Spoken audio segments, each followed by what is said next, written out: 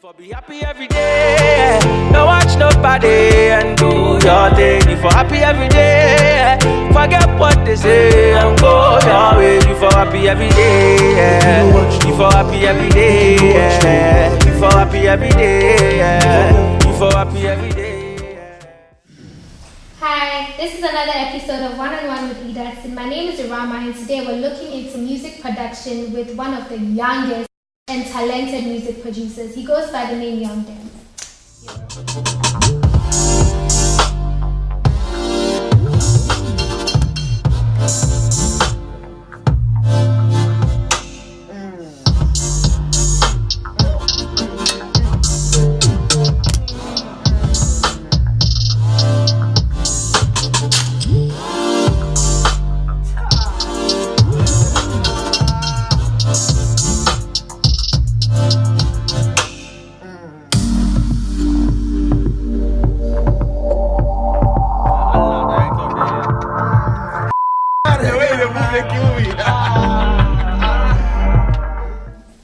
You're welcome. Thank you very much. So D3mz has worked on many music tracks that have hit the scenes lately. Last year, this year, maybe the year before. Yeah. So there's been quite a number of hits from him. There's one with Kwesi.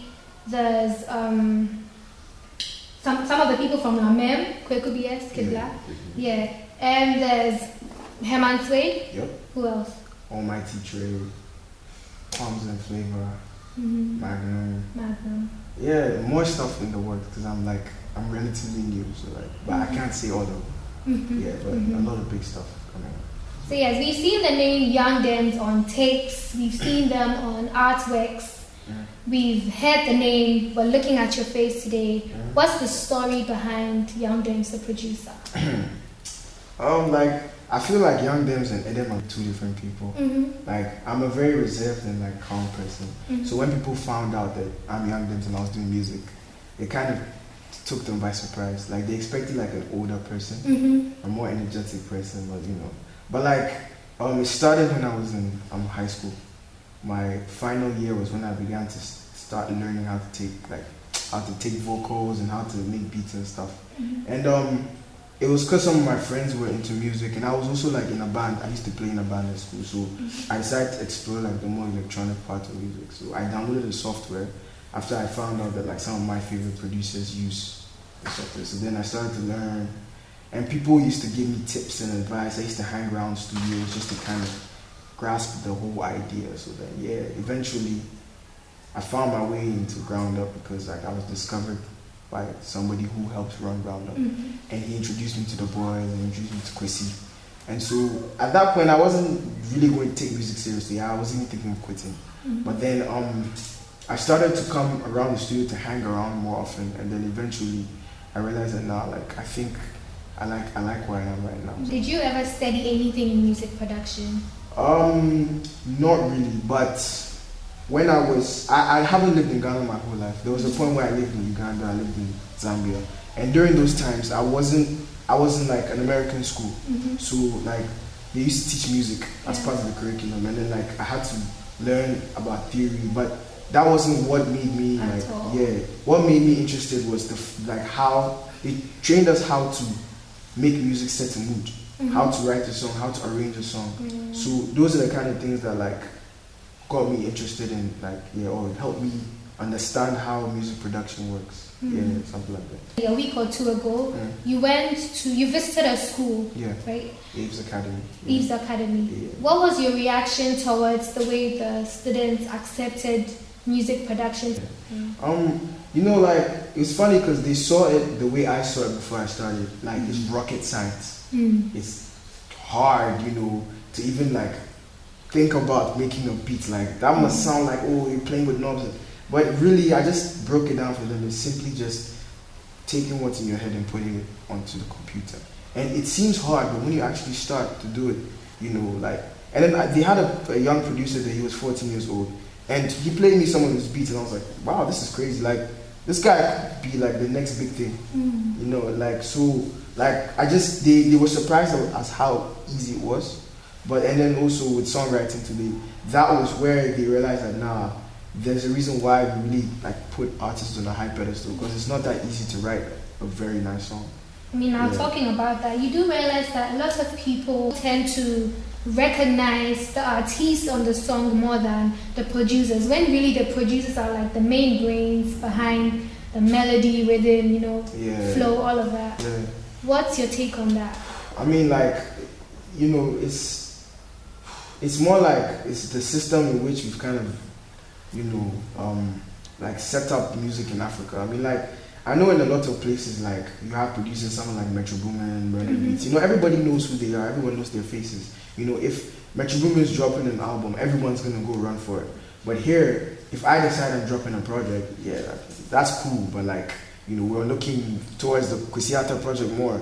Even though, like, when we're in the studio with these artists, we help them create the melodies. We create the songs from scratch. Arrange, sometimes mix and master, record everything, and sometimes even arrange which verses will come first or not.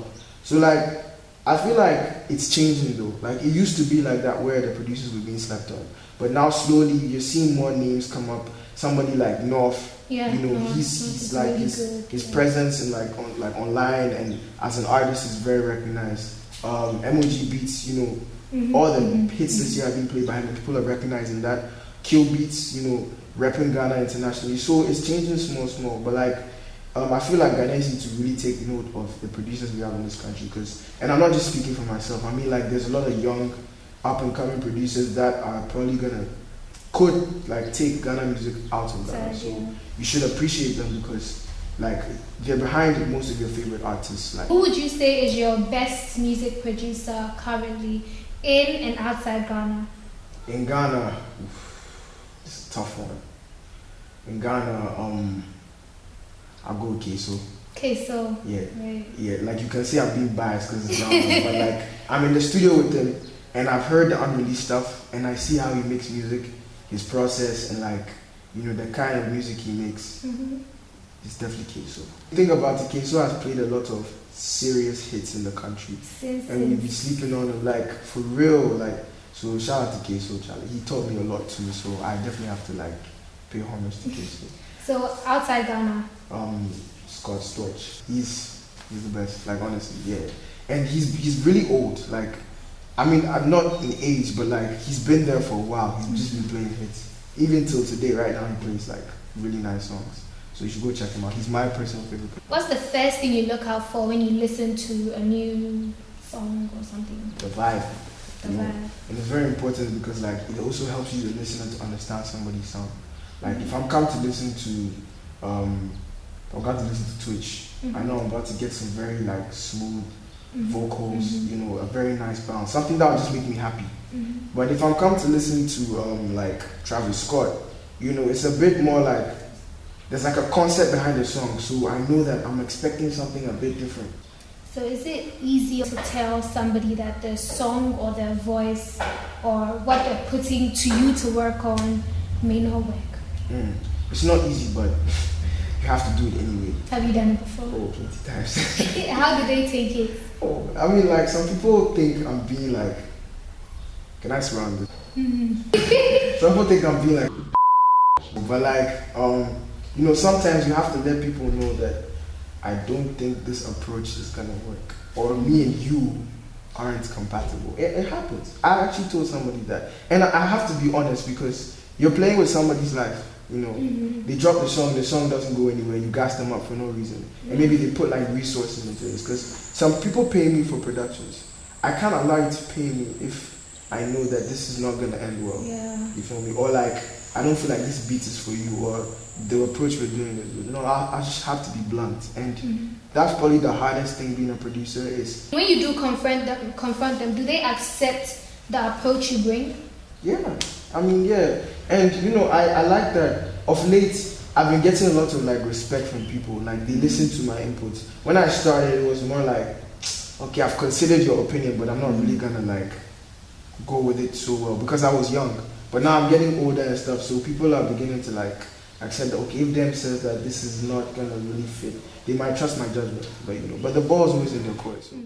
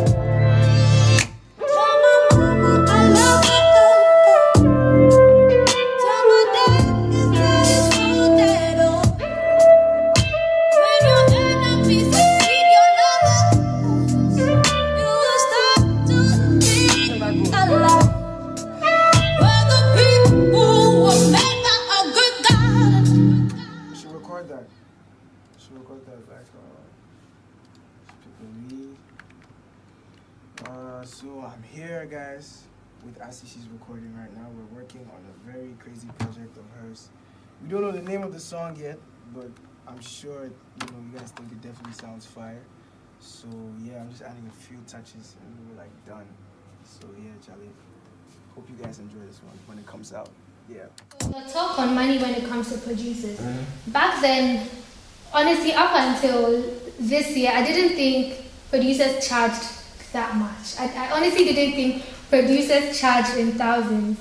But one time I was like sitting there and I was thinking, like, they don't really get much recognition. So after the artists come into the studio and then they do their song, they pay you, that's it. When the royalty sets in, it doesn't really come to you. So it's like you have to charge them one time. And if you're close to them, then there's the possibility of them coming back to you to give you something they're getting off of the royalty, sorry. So do you think it's right to hit it one time with the price, or to maybe have an agreement from time to time? If it's this is my percentage. If it's that, this is my percentage. Okay.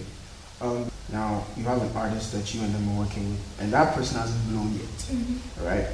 So he pays you a cool amount for the song, and you take it, because maybe you need some dough at the time. Now he goes away, he has all the rights to the song. He drops it. Within months, it becomes a huge banger, like almost worldwide. And he's getting royalty money off that. Like in the thousands, like plenty money. And now you're home and you're sitting there, you just play this hit. All you can do is just brag to girls and to people that, I'm the one who played this song. But you're not getting anything off it. That money he's getting can be regenerated. It could be a classic song that years and years and years after he's even died, his family can be feeding off that one song. But you, nothing. Even though you're probably the main force behind the song. So, producers today shouldn't make that mistake. And this is advice I was given by people like Magnum, DJ Breezy. He told me that, look, if you can get your royalties now, get them.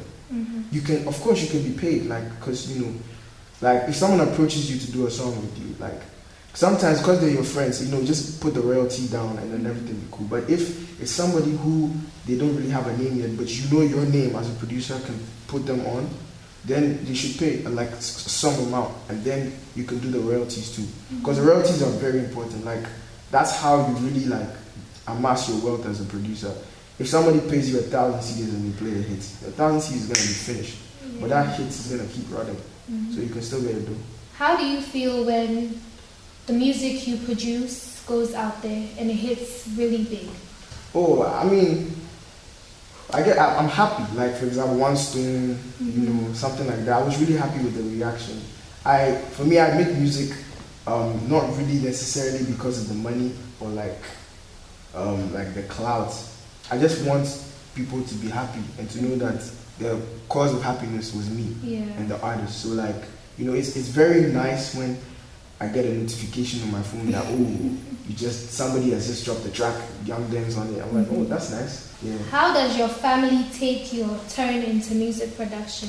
With some family members, they were confused because they thought that my whole life, they didn't see the music coming out. So they were like, But then when they started to hear the productions on the radio, some on TV, everyone was like, okay, maybe there's a future for this kind of occupation. So someone like my dad is very supportive, but at the same time he's very strict that I finish my education, and I understand that it makes sense about because an educated artist is always the best kind of artist. Do you see yourself taking maybe a course on music production? Maybe not now, maybe later, probably. Yeah, I spoke to my management and we've actually thought that maybe after university I'll do music for a few years in Ghana. Then I'll try and go elsewhere. When you look at different genres of music, which one do you actually prefer working on?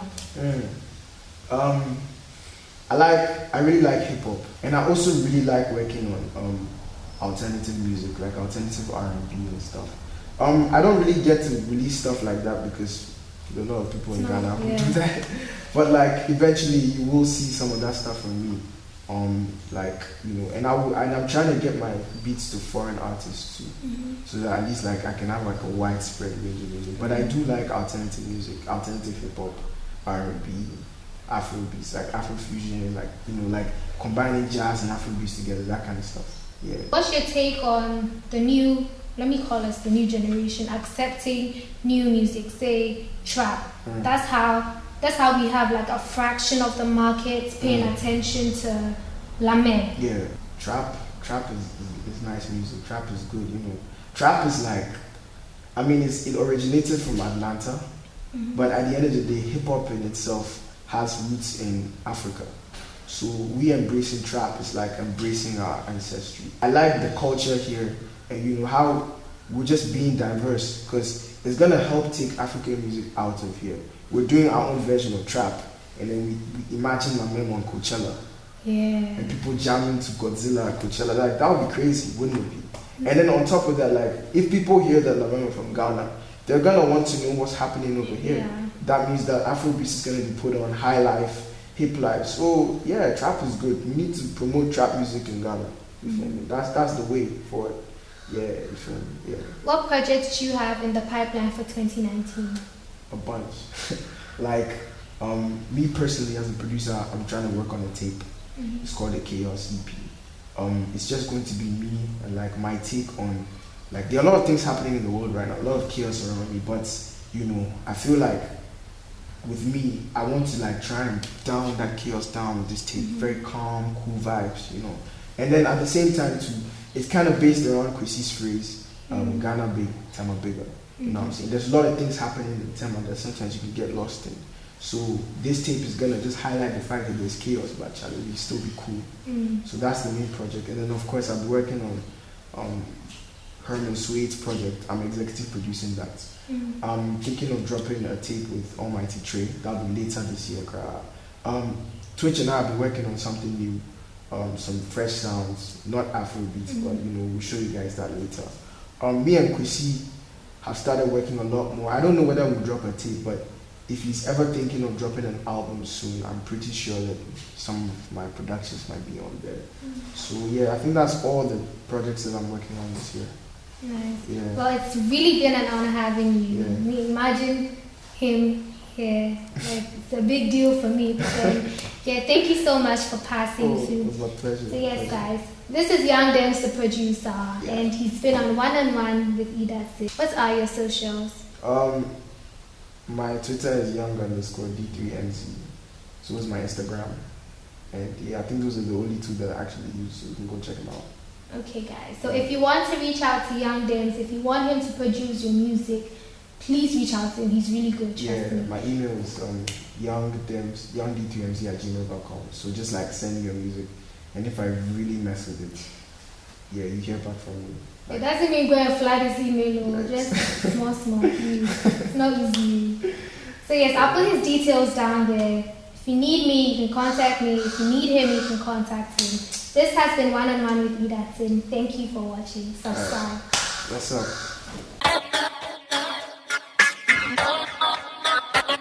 Yo.